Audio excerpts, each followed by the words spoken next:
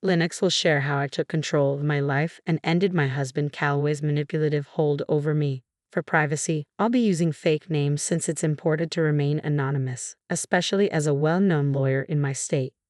I won't delve into all the details of how Callaway and I met, fell in love, and eventually divorced. What matters is that our love was never truly mutual. Callaway was unfaithful, and the signs were always there. He distanced himself, spent long hours away, and often went on business trips. Even though I had a successful career as a lawyer, Callaway always saw me as a failure simply because I didn't earn as much as him. One day, during one of his many trips, I made the decision to investigate. I found an old laptop of his and discovered a hidden Facebook account, which confirmed my worst fears. He was having an affair with a beautiful woman he clearly considered more attractive than me. Callaway constantly criticized my appearance, and it crushed me to realize he had chosen someone else. Angry and heartbroken, I confronted him the moment he returned. "Callaway, are you cheating on me? I have proof," I demanded.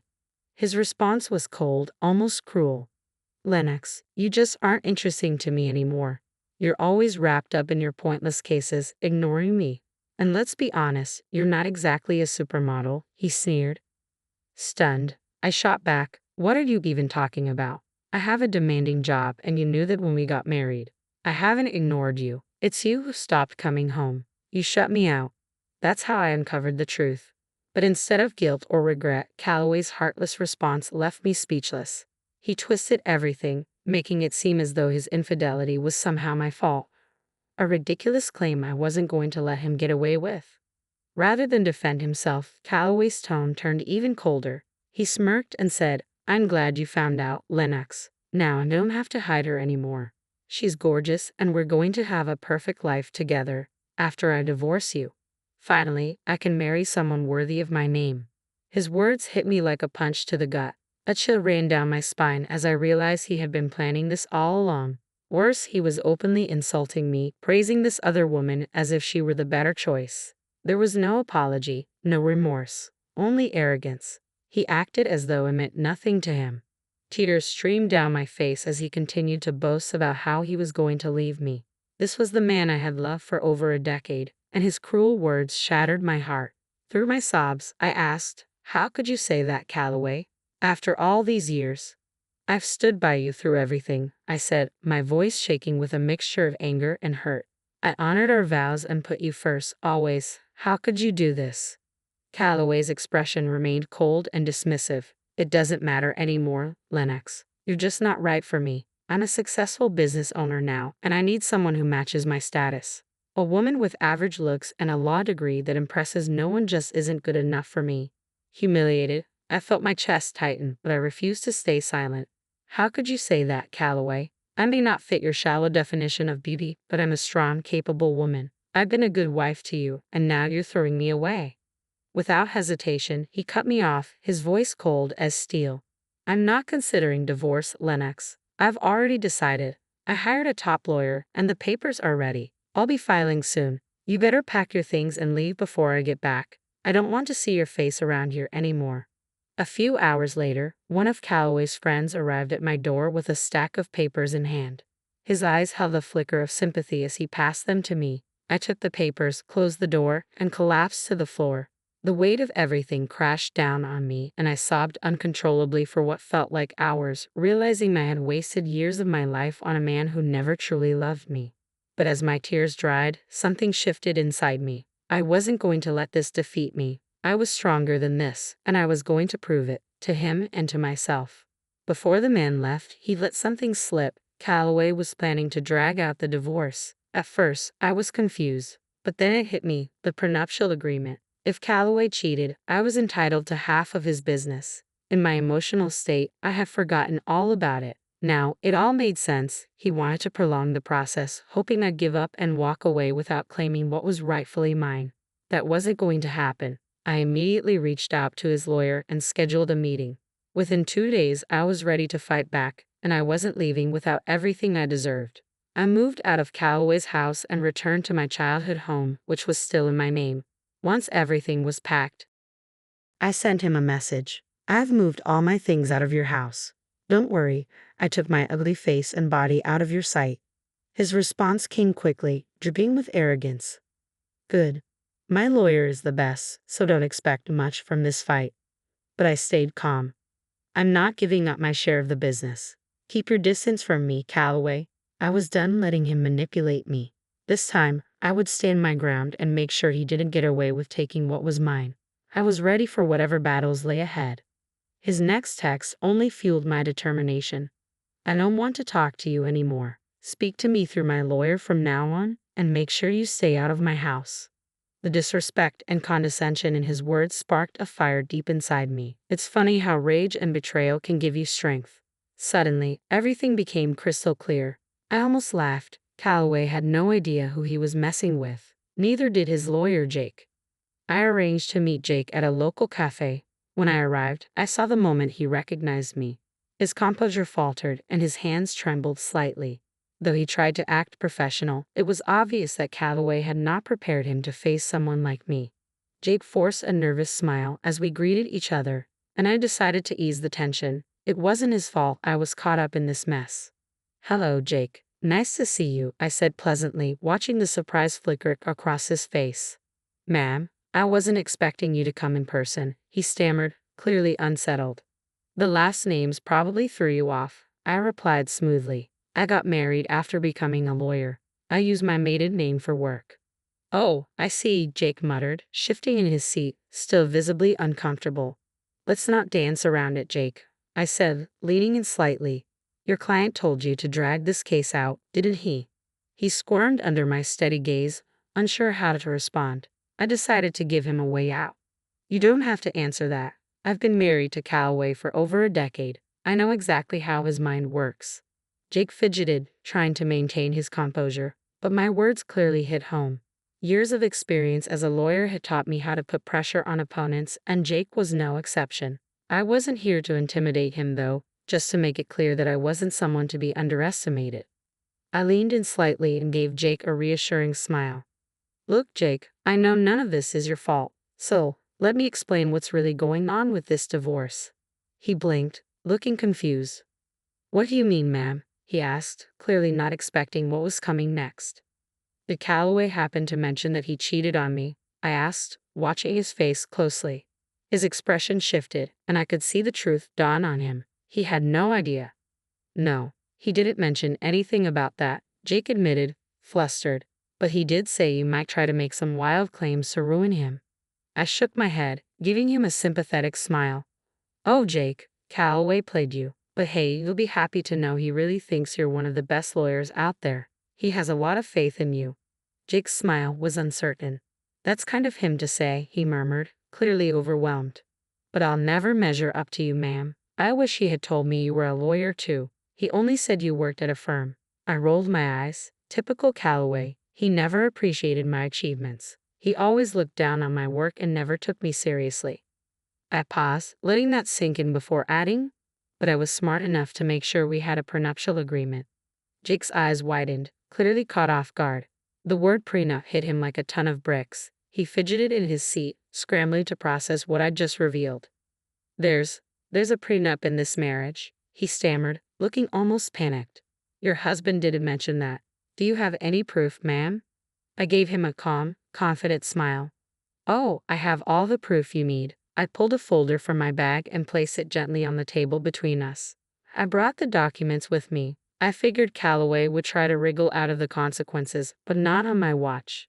Jake swallowed hard, his hands visibly trembling as he reached for the folder. I'd really like to see those papers, ma'am, he said nervously. I'll need proof of the affair if you have any, Jake said, his voice cautious. Don't worry, I replied smoothly, opening my bag. I've got everything right here. I handed him all the evidence, messages, photos, legal documents. Everything was meticulously organized and ready. Jake took his time, reviewing each piece carefully. As he examined the evidence, I watched the defeat settle into his expression. He knew there was no way Callaway could come out of this unscathed. After what felt like an eternity, Jake looked up at me, resigned. You have solid proof of everything, ma'am, he admitted. I had no idea about any of this. I figured as much, I said, keeping my tone even. I know how hard it is to deal with clients who aren't being honest, especially when the other side has a strong lawyer. You're right about that, ma'am. Jake sighed, clearly weighed down by the reality of the situation. I think that's all we need to discuss for now. I'll have to have a serious talk with my client before we proceed. Someone will be in touch, though I can't promise it'll be me. I knew what he was hinting at, but I didn't comment. Instead, I thanked him for his time and left the cafe. As I walked out, I felt an immense weight lift off my shoulders. The sadness that had once consumed me was now replaced by a fierce determination. I went straight to work, preparing my own set of documents for the divorce. Callaway had created this mess, and now he was going to face the consequences. There was no escaping what was coming. The very next day, Callaway broke the silence. Despite instructing him to contact me only through his lawyer, he called me directly. His voice was furious when I answered. "What did you say to my lawyer, Lennox?" he barked. I couldn't help but smile. "Oh, look who's calling me after telling me to stay away. What happened with your lawyer, Callaway?" "Stop messing around, Lennox. Tell me what you said to him that made him quit today." "Your lawyer quit today? How unfortunate," I said, dripping with sarcasm. "That's really too bad, Callaway. I guess you should have been honest about what you're up against, Callaway." "You don't know what you're talking about," he spat. "You're a nobody. I won't let you take my family business." "Oh, I'd love to see you try," I replied, my voice steady. "I'll hire a better lawyer than you ever could, and when we're done, you'll be the one begging me for mercy." "Well, good luck with that, Callaway," I said calmly. "Just a word of advice. Make sure you tell your new lawyer about the affair and the prenup." There was a pause, then the sharp click of him hanging up. I couldn't help but chuckle. He was in way over his head, and he didn't even know it yet. Callaway tried to find another lawyer, but word travels fast. My reputation in town was solid, and no decent lawyer wanted to be caught in his sinking ship. Anyone who entertained his lies would be swiftly dismantled once I laid out the evidence. He had promised to make me beg for mercy, but I knew it was only a matter of time before the tables turned. And I was right. One morning, as I was getting ready for work, a knock at the door interrupted me. It was early, and I wasn't expecting anyone. When I opened the door, there he was, Callaway, looking exhausted and utterly defeated. For a moment, I just stared at him, debating whether to send him away. But I let him in. I didn't want a scene outside my house. I had enough on my plate as it was. The moment the door closed behind him, I didn't bother with pleasantries. "Make it quick, Callaway. I don't have time to waste on you. And frankly, I have no idea why you're even here. We were supposed to handle everything through our lawyers." "Yeah, about that," he mumbled, eyes downcast, clearly embarrassed. "I haven't been able to find a good divorce lawyer yet," Callaway admitted, looking defeated. "Oh, that's unfortunate," I said with mock sympathy. "You'd better hurry. I hear Callista's been dying to marry you." "I'm not worried about her anymore," Callaway muttered, shaking his head. "Listen, Lennox, we need to talk. You've been sabotaging my chances with every lawyer. It's unfair." I burst out laughing, genuinely amused by his audacity. "Sabotaging you? Oh, Callaway, that's rich. The fact that you even think that just shows how little you respect me or my profession. You thought you could throw money at people and they'd fall at your feet, didn't you?" His face twisted with frustration. "I don't get it. What did I even do wrong?" I crossed my arms and stared him down. "Should I remind you? You lied to your lawyers about the affair, about the prenup. That's enough to embarrass any lawyer in court. No one wants to represent a client they can't trust, Callaway. And if you haven't realized by now, my name carries weight in this town. You might think I'm nothing, but I've built a reputation, a solid one." Callaway slumped, his shoulders sagging under the weight of realization. "I know that now, Lennox," he said quietly, regret dripping from his voice. "I tried being honest with a few lawyers, but none of them are willing to take my case." "Well, that's what happens when you're up against an ironclad prenup," I said coldly. "You should have thought twice before you cheated. But it's too late now. No sane lawyer is going to take your side, and you will give me half of your business." His face fell, and I could see the panic in his eyes. The business was the only thing he truly cared about. That's why he tried to hire the best lawyer he could, to drag this divorce out and exhaust me into giving up my claim. But now, after days of rejection, even he knew the game was over. Then, as if it were his last resort, Callaway did something I never expected. He started to cry. "Please, Lennox," he begged, his voice cracking. "You know how much this business means to me. Don't take it. Take everything else, just not the business."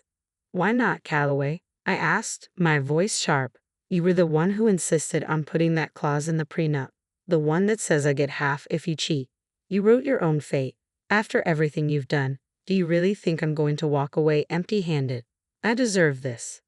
It was a mistake, Lennox, he whispered, tears streaming down his face. I swear, the affair was a huge mistake, Callaway pleaded.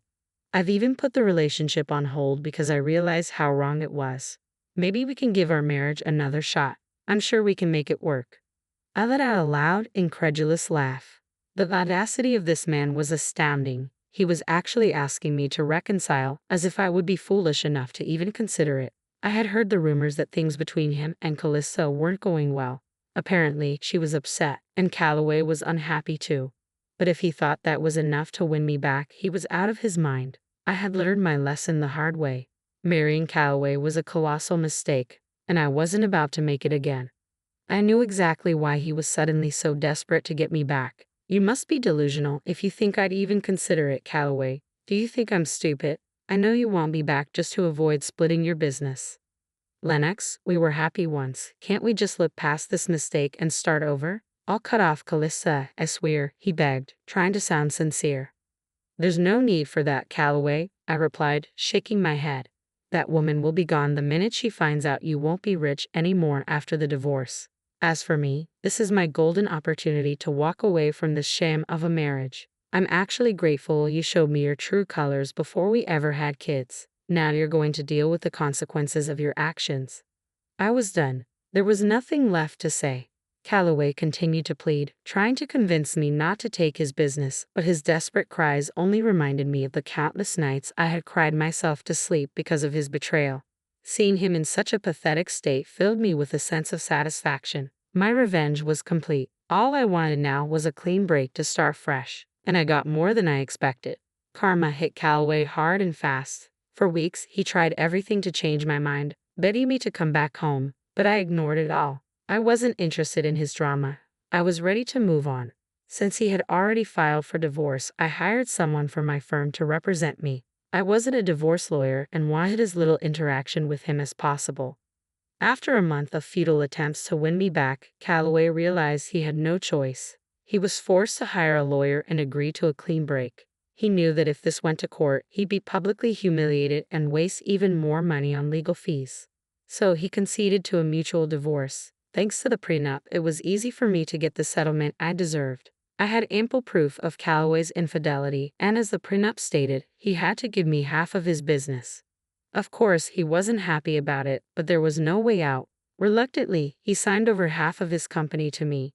We even offered him a chance to buy me out, but he had no money left. You might wonder how a big business owner like Callaway ended up broke. It's simple. He spent it all on Calista.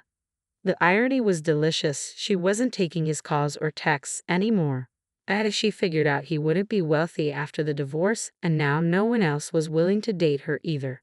Her reputation as a gold digger had spread far and wide. What goes around comes around, right? But Calista was the least of Callaway's problems. With half of his business gone, his income was slashed. He couldn't afford to maintain his lavish mansion or even keep up with the mortgage, so he was forced to sell it. Now, he was renting a condo, a serious downgrade from the luxurious life he once had. He even tried to get back with me again, hoping to regain control of his business. But that was never going to happen. He would have to figure out a way to keep things afloat or save enough money to buy me out. As for me, I was thriving. I hired someone to manage my share of Callaway's business, and everything was running smoothly. With the extra income from both the business and my law practice, I upgraded my lifestyle and bought myself a new mansion. I was living my best life, and honestly, I couldn't be happier. The divorce worked out perfectly for me. Instead of being played by Callaway and his Calista, I ended up turning the tables, ruining their lives, and bettering my own.